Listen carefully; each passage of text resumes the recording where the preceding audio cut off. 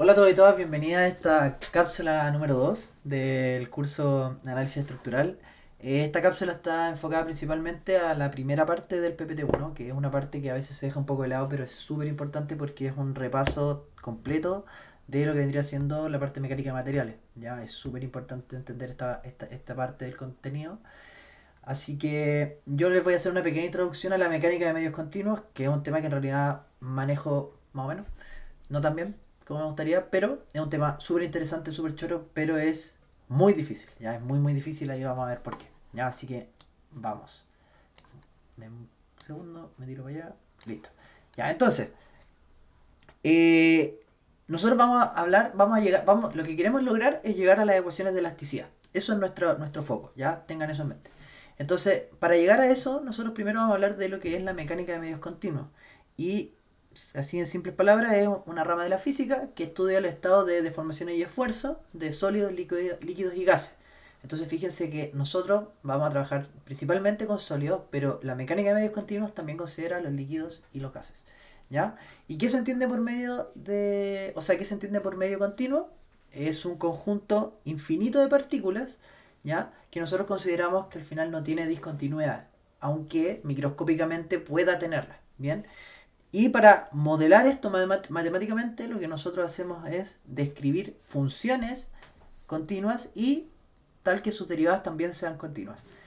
Por este motivo, nosotros nos vamos a encontrar con cosas como estas. O sea, fíjense, intentar resolver esto ya es escala un montón. Es súper complicado, es súper difícil y para entenderlo también es bien difícil, es bien complicado, ¿ya? Entonces, les traje también para que vean las cosas que al final, las cosas entre comillas, las ecuaciones que se han derivado de la mecánica de medios continuos, ¿no? Y son ecuaciones que para nosotros deberían ser conocidas, ¿no? Tenemos la ecuación de conservación de la masa, que se usa mucho en mecánica de fluidos. Tenemos estas dos que van a ser claves para nosotros, que son las ecuaciones de Cauchy y el balance en momento angular. Estas ecuaciones nos dicen, fíjense, acá la divergencia de el tensor de esfuerzo por las fuerzas volumétricas es igual a una aceleración. Esto al final es la ecuación de dinámica de estructura. ¿Ya? En el caso en que nosotros, ¿cierto? En el caso en que nosotros queramos verlo como estático, al final la ecuación se transforma en esto, ¿no? Que es la ecuación que nosotros vamos a intentar resolver, ¿ya? Y acá está la definición extendida. Y además, fíjense que del balance del momento angular nosotros podemos determinar esto que está acá, que esto lo hemos visto muchas veces, ¿no? Que al final es que las deformaciones XY o los esfuerzos XY al final tienden a ser simétricos, ¿no? Entonces fíjense que acá está balance de energía, segundo principio de la termodinámica y nosotros no nos vamos a meter mucho ahí. Entonces vean que la mecánica de medios continuos es un área súper interesante, abarca un montón de ramas de la carrera, pero que nosotros los separamos y nos quedamos solamente con la ecuación 2 y ecuación 3. ¿Ya? Entonces, chucha, ahí subió a rojo, hablé muy fuerte, perdón. Entonces, cuando nosotros trabajemos con esta parte de la mecánica de medios continuos, la ecuación 2 y 3, nosotros vamos a hacer lo siguiente, vamos a tomar acciones a nuestro elemento, fuerzas volumétricas, aceleraciones, bueno, en nuestro caso no aceleraciones, pero fuerzas desplazamientos, velocidades iniciales o cosas de ese estilo, acciones que después las vamos a meter en un modelo matemático, alguno de los que está acá arriba, ya vamos a ver cuál, y vamos a resolver esas ecuaciones diferenciales parciales con sus respectivas condiciones de contorno y vamos a obtener resultados. Cómo se desplaza, cómo se deforma, cuáles son las tensiones que siente, al final vamos a obtener una respuesta. Bien, está súper bacana esta imagen, así que también quería traérsela. Ya, entonces,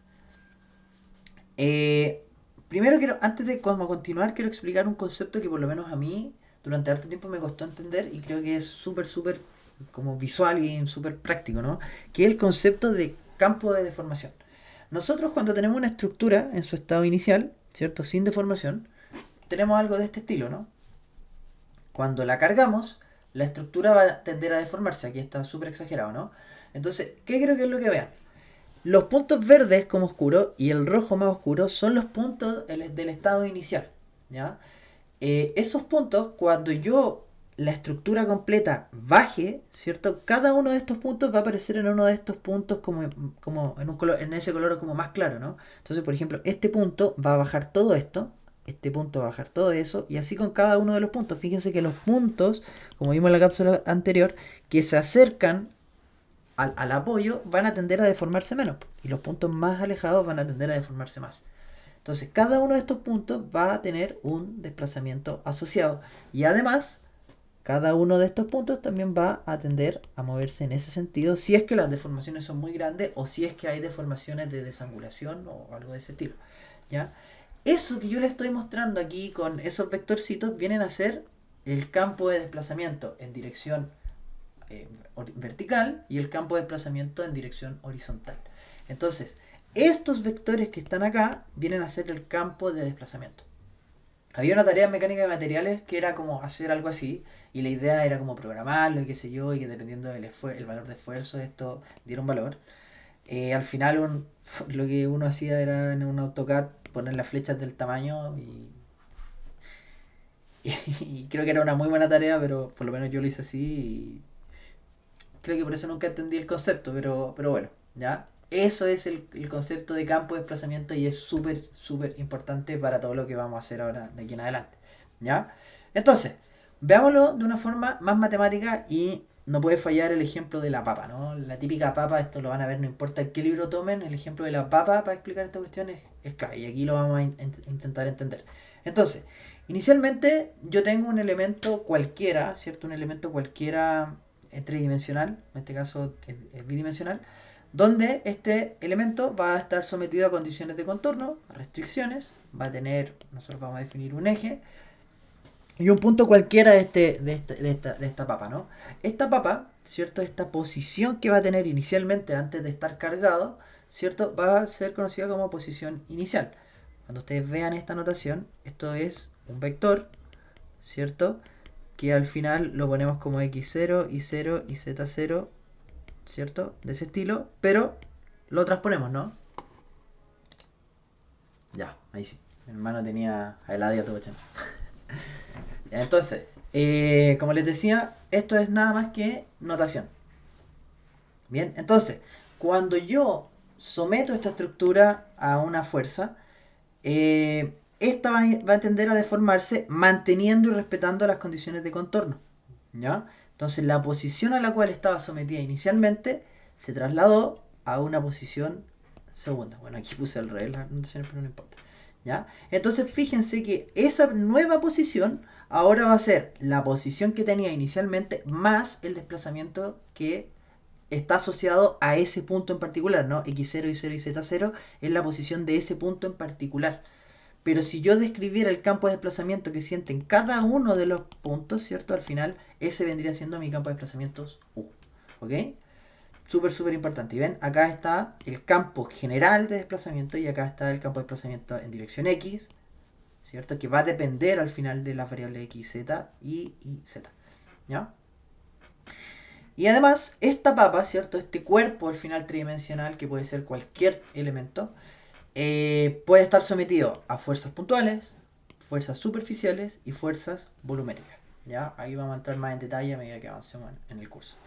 Bien, entonces, lo que vamos a hacer ahora es determinar estas ecuaciones de elasticidad y para eso vamos a tomar un elemento infinitesimal, ¿cierto? 3D, pero este es un elemento prestigioso, ¿no? Lo vamos a tomar de acá de la prestigiosa, ¿no? Lo vamos a sacar y lo vamos a poner aquí, ¿no? Entonces, este elemento muy pequeño, ¿cierto? Va a tener esfuerzo en cada una de sus direcciones, ¿cierto? Por ejemplo, direcciones normales y direcciones de corte, ¿no? Acá, importante también que como notación, ¿cierto? Yo cuando tenga una tensión, esta tensión IX va a ser la misma que la tensión... que sigma IX va a ser lo mismo que tau IX. Uy, sí, muy mal. Pero bueno. Y la I, la I va a representar la cara en la que actúa y J va a representar la dirección en la que del esfuerzo. Es súper importante eso, ¿ya? Así que, si nosotros hacemos el análisis 2D para simplificar un poco esta cuestión, lo que tendríamos sería algo más o menos así. Este esfuerzo ¿cierto? Este elemento infinitesimal en 2D, lo que hacemos es darle puntos, nodos o direcciones A, B, C y D, ¿cierto? Que van a depender, por ejemplo, de X, de Y, ¿cierto? Y van a tener después un X más delta X, Y más delta Y. Bien, entonces cuando yo defina cada uno de estos puntos, ¿cierto? De mi elemento infinitesimal, voy a tener un esfuerzo asociado en cada una de estas caras, pero que va a depender de la posición de esa cara. Por ejemplo, esta cara está ubicada en la posición X. Por lo tanto, mi esfuerzo normal, XX, va a depender de la posición X. Pero si yo me ubico ahora en esta cara, mi esfuerzo normal va a depender de la posición X más delta X. O sea, yo avancé una dirección delta X. Lo mismo, repítanlo para ahí, ¿no? Además, yo tengo estas fuerzas que son las fuerzas de cuerpo que va a tener este elemento infinitesimal.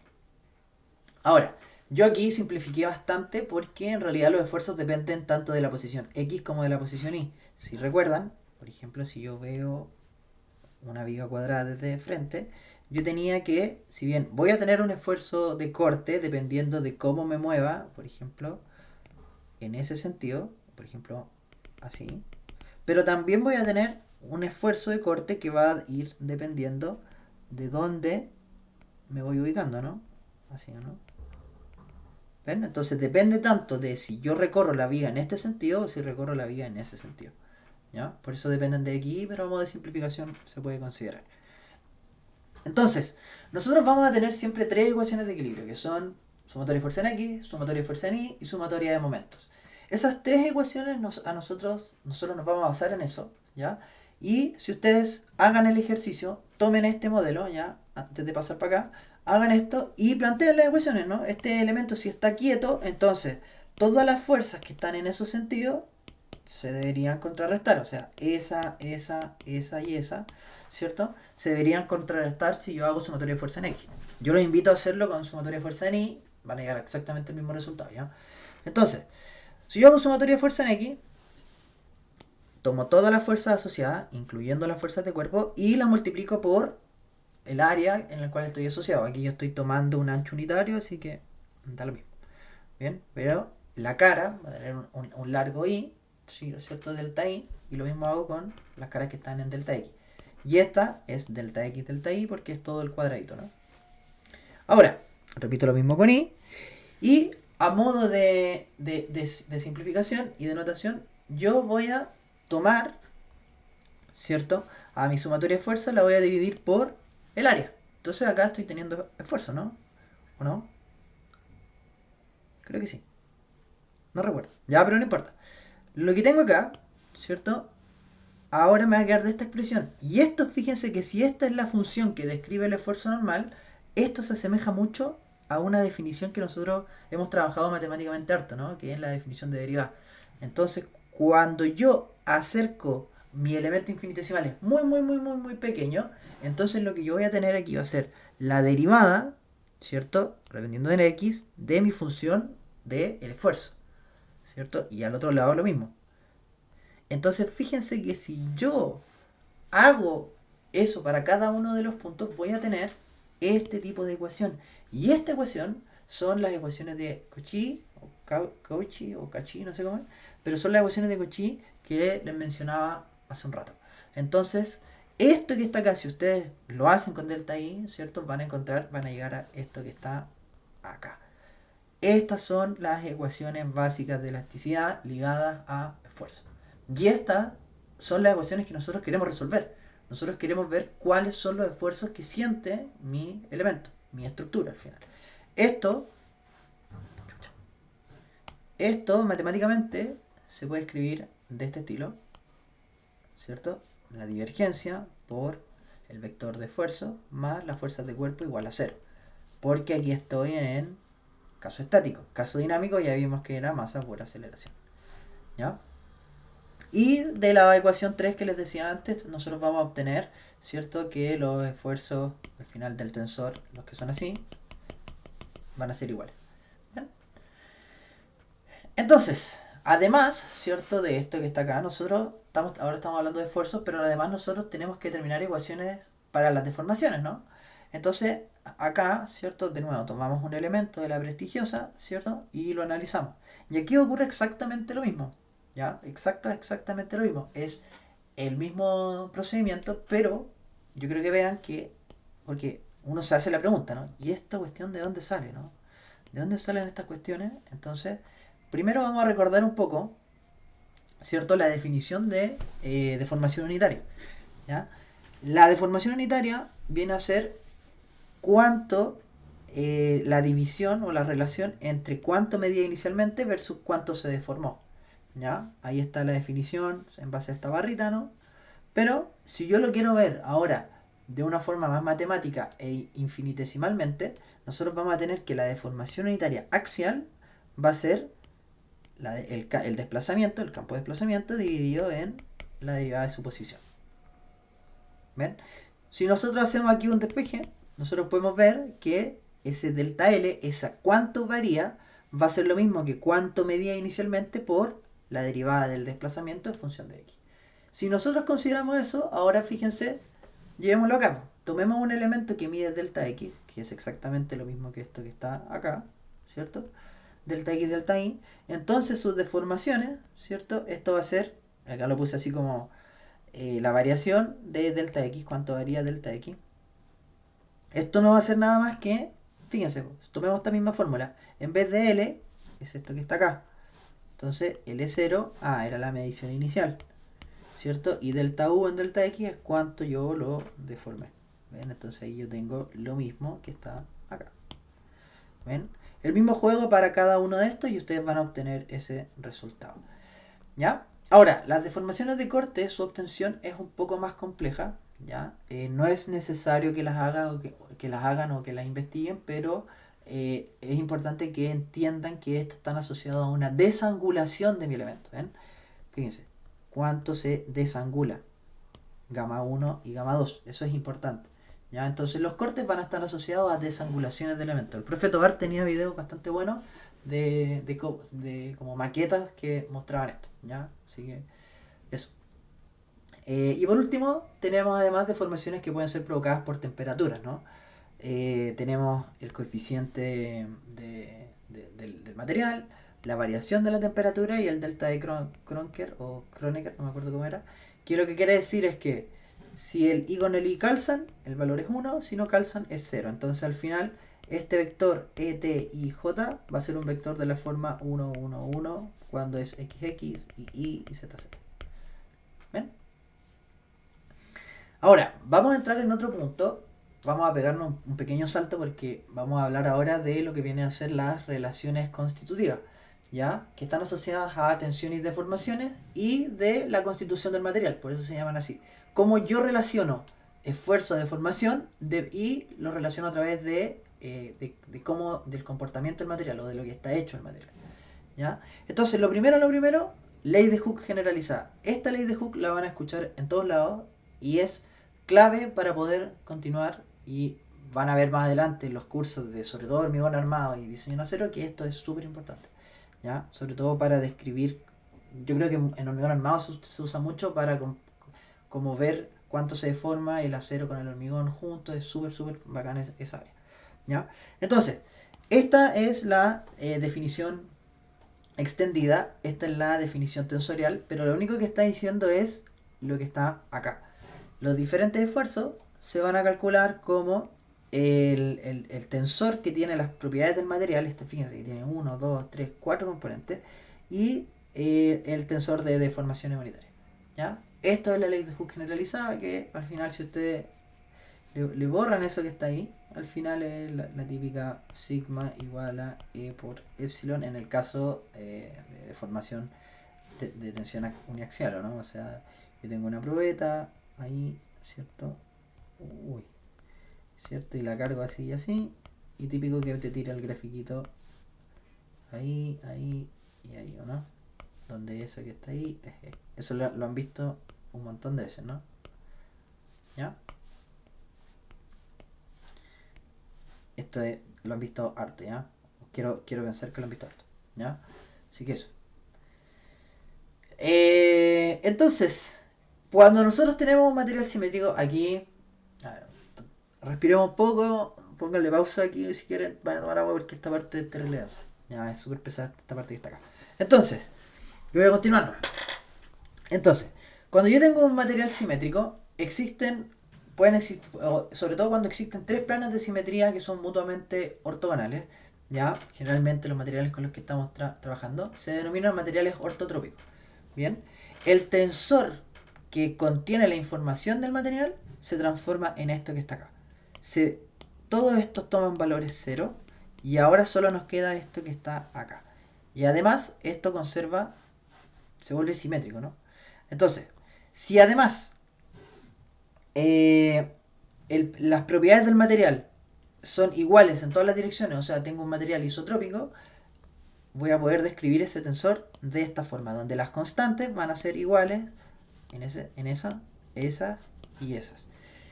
¿Ya? Y ahora vamos a definir algo que también, esto es netamente para que lo conozcan, lo sepan, ya no es necesario, no es necesario que lo entiendan así a full, pero es necesario que lo conozcan, porque se habla de estas cosas y muchas veces quedan como en el vacío, ¿no? Son los parámetros de la ME. Esto tiene un tilde ahí, creo que hay, ¿ya? Que terrible cara raja, man. Yo no pongo ni un tilde y a la ME le puse tilde. Ya da lo mismo. Donde se define como lambda al parámetro asociado a la compresión del material y mu asociado a el módulo de corte. ¿Ya?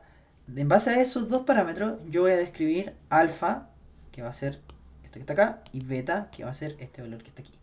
Y de aquí, ¿cierto? Yo puedo obtener, aquí el procedimiento es súper largo, súper tedioso, como les digo, no es necesario que lo hagan, pero aquí yo puedo tener algo que va a ser clave para nosotros, que va a ser obtener ahora el tensor que va a tener toda la información del material y lo puedo resumir en esto que está acá, en esta forma de escribir los parámetros de la mesa. Como les digo, no es necesario que pasen de aquí a acá, ¿cierto?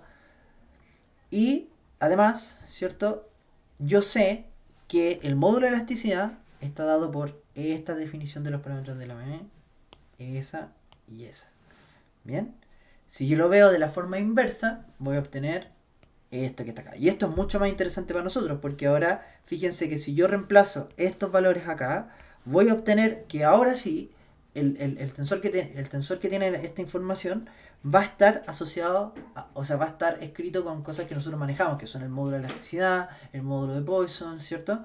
Entonces, con esto yo ya puedo hacer algo mejor, que es lo que voy a explicar al final del video. ¿Ya? Así que guarden esta información y vamos a avanzar. Pensé que iba a ser más denso, no fue tan denso. ¿Ya? Por último, ¿ya? Esta información va a ser clave y va a estar asociada con esto, ¿no?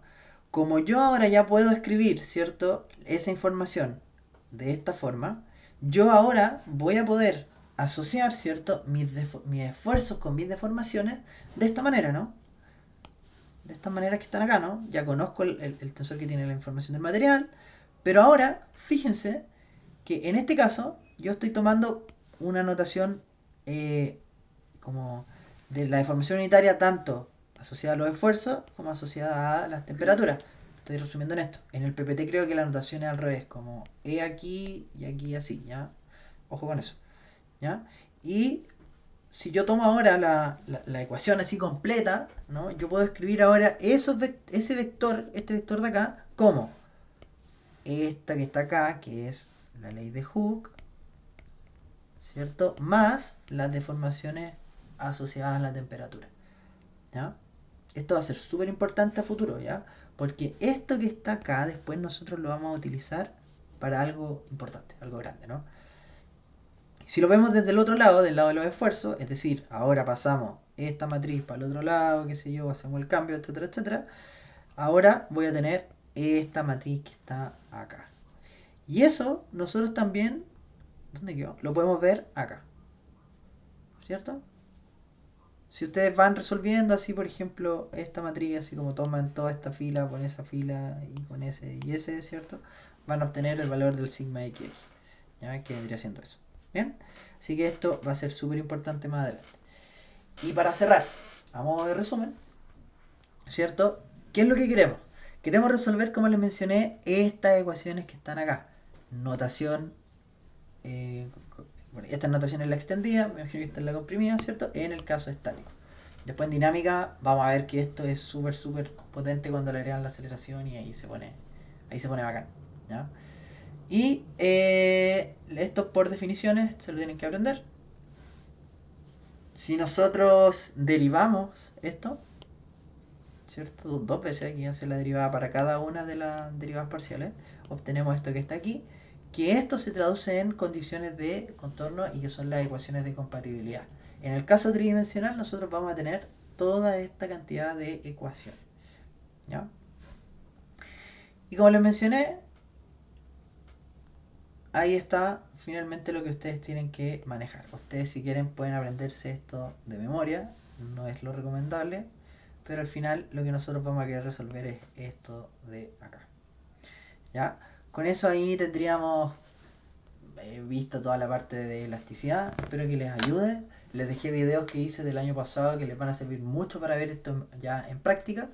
Así que espero que lo ayuden. Les reitero mis ganas junto a los dos ayudantes de poder ayudarlo. Al final esta materia es bien compleja y queremos que al final ustedes puedan obtener estos conocimientos y con harto esfuerzo tanto de ustedes como de nosotros. Así que eso.